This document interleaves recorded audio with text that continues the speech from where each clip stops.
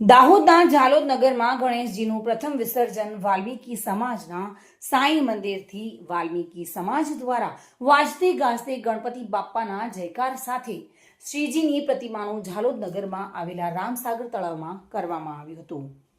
પૂજાપો એક થેલીમાં સંગ્રહ કરીને સ્વચ્છ રામસાગર તળાવના મિશનને વેગ આપ્યો હતો. ઝાલોદ નગરમાં આજે વાલ્મીકી સમાજ સાંઈ મંદિરથી ગણપતિ બાપ્પાનું વિસર્જન રામસાગર તળાવમાં કરાયું હતું. ઝાલોદ નગરમાં શ્રીજીનું આ પ્રથમ વિસર્જન છે.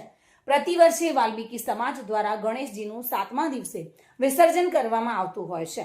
વાલ્મીકી સમાજના કામદાર વર્ગ નાસિક ઢોલ, ડીજે તેમજ ઢોલ નગરના વ્યાપાર સાથે સંકળાયેલ છે, જેથી તેઓને તમામ પ્રોગ્રામમાં શ્રીજીના વિસર્જનના પ્રોગ્રામ કરવાના હોય છે અને તેઓ દ્વારા પ્રતિવર્ષે 7મા દિવસે વિસર્જન કરવામાં આવે છે. વાલ્મીકી સમાજના લોકોએ ડીજેના તાલે ધાર્મિક ભજનોની રમઝટ સાથે નાચતા ઝૂમતા રાસ ગરબા સાથે નગરના માર્ગો પર શ્રીજીની સાંઈ મંદિરથી શોભાયાત્રા નીકાળી હતી.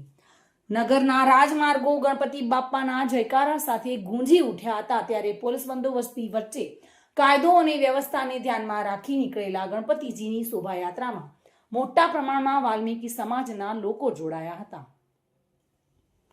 ઝાલોદનું રામસાગર તળાવના કિનારે ગણપતિ બાપ્પાની આરતી કરી અગલે બરસ તુમ જલ્દી આના ગણપતિ બાપ્પા મોરિયા મંગલ મૂર્તિ મોરિયા સાથે ગણપતિ બાપ્પાનું વિસર્જન કરવામાં આવ્યું હતું.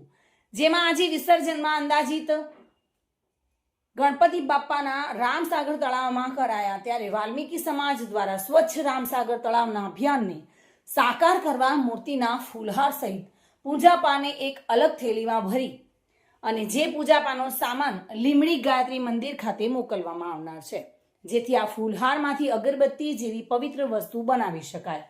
નગરપાલિકાની ફાયર બ્રિગેડ ટીમ દ્વારા રામસાગર તળાવમાં મૂર્તિઓનું વિસર્જન કરવામાં આવ્યું હતું. પોલીસ દ્વારા પણ ગણેશજીની શોભાયાત્રાના માર્ગો અને રામસાગર તળાવ પર પોલીસ બંદોબસ્ત ગોઠવવામાં આવ્યો હતો. કિશોર ડબગર સાથે bureau report, today Gujarati news.